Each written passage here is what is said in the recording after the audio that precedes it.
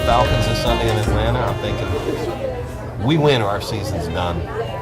And here comes the circus car. Let's just you just run it over. Yeah. And the best chance they have is to be like Jacksonville. It's turning like that, where it's like the whole league is going to pick against the Bucs, and so the Bucs are just going to kind of come, give a nice showing, cover the spread maybe, but then they go home with another loss. I think they'll lose. I think they'll be 0-6. And I think the great getting up morning, or evening as it were, might be Thursday night when the Panthers come in. Short week, national television, all eyes on them. All people have been hearing about is Mercer.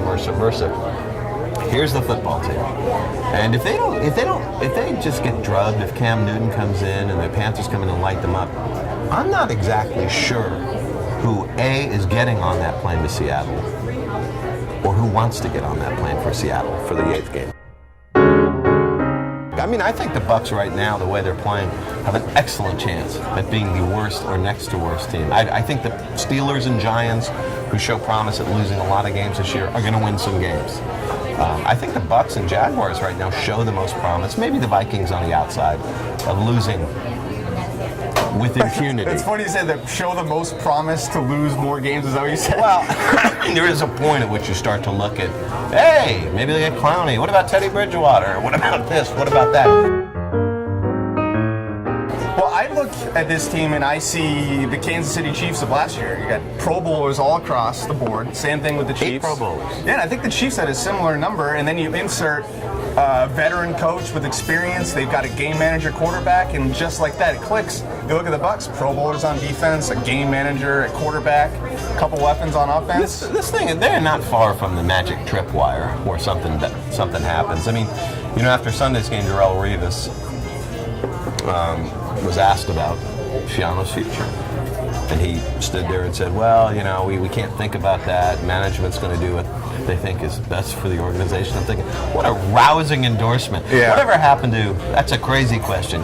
Get the hell out of here.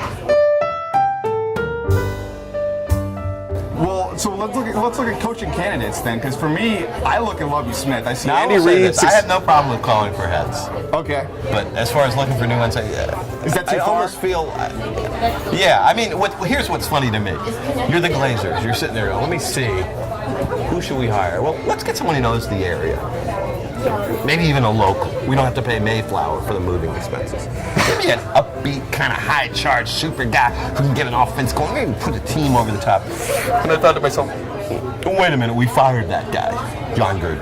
Right. Okay, all right. He's a little bit too You can see comfortable on Monday Brian's- night. Okay. Next, let's stay local. Get a local guy. Once again, no moving expenses. Promote Taggart? Maybe he has his own health care. A guy who's disciplined, yet his demeanor is calm. The opposite. Sure. Calm. He commands respect. He's the kind of guy who can get guys to do things because they want to follow him. And I'm thinking, and that's that fired him too, Tony Dungy. Oh, right. And then he won a Two Super local, Bowl. probably the two. This is what's hilarious about this situation. Probably the two best coaching commodities live like 152 feet from Raymond James Stadium. But they've both been fired by the Bucs.